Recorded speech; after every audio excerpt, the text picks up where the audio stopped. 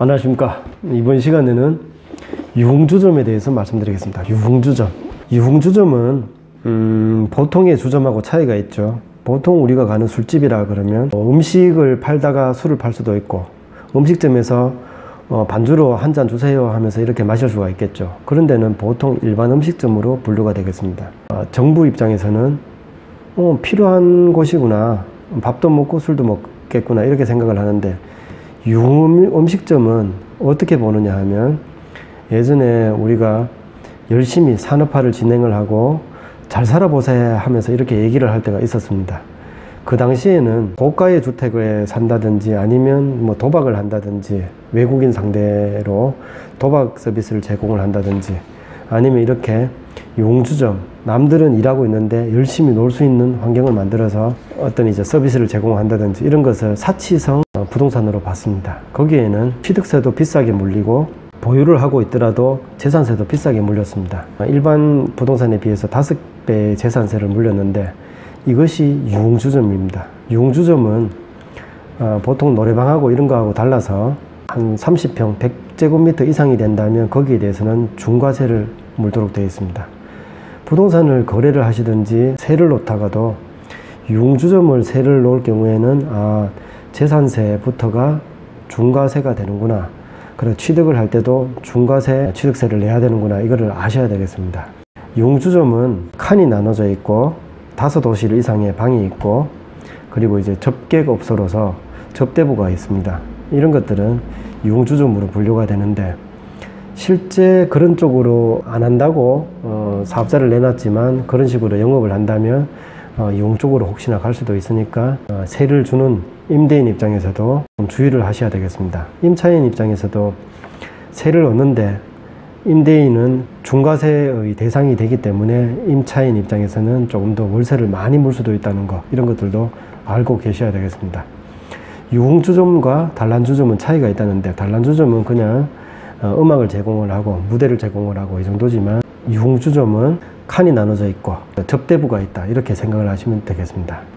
이렇게 유흥주점에 대해서 오늘 한번 여러 가지 알아보도록 하겠습니다. 첫 번째 질문으로, 취득세와 등록세가 합쳐져서 취득세가 되었는데, 그러면 유흥주점을 취득을 할 때, 살 때는 취득세를 몇 프로 물어야 됩니까? 이렇게 물어오셨는데, 보통 2%의 취득세를 물던 것을 5배 중과로서 10%를 물고, 그리고 등록세가 2%가 합쳐졌으니까 12%, 그 12%에 대해서 농특세와 교육세가 합쳐진다면 13.6% 그 정도 될 것 같습니다.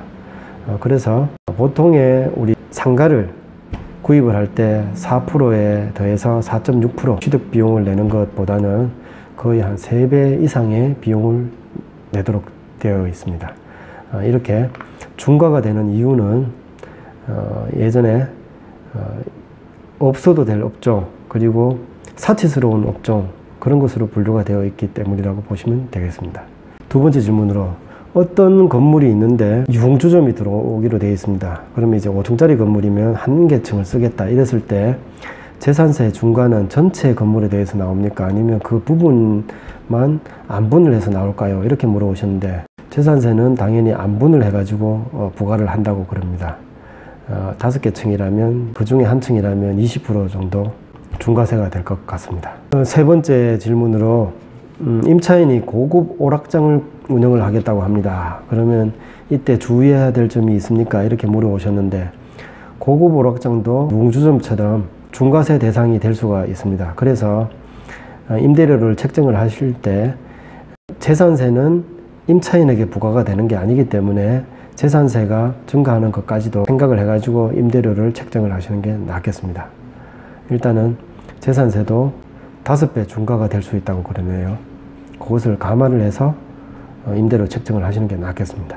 네 번째 질문으로, 이거는 이제 유흥주점하고는 상관이 없지만 그거하고 비슷한 경우입니다. 임대인 입장에서 혹시나 이제 세를 주는데 임차인이 그것을 성매매라든지 사회적으로 활용이 되지 않는 쪽으로 그것을 활용을 한다면 임대인도 책임이 있을 수 있습니다.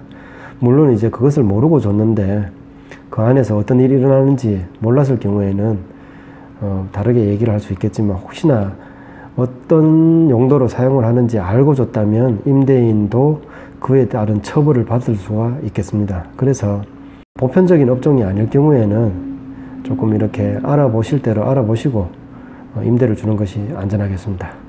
오늘은 취득세나 보유세의 중과가 되는 유흥주점에 대해서 알아봤습니다. 다음번엔 또 다른 것으로 찾아뵙겠습니다. 감사합니다.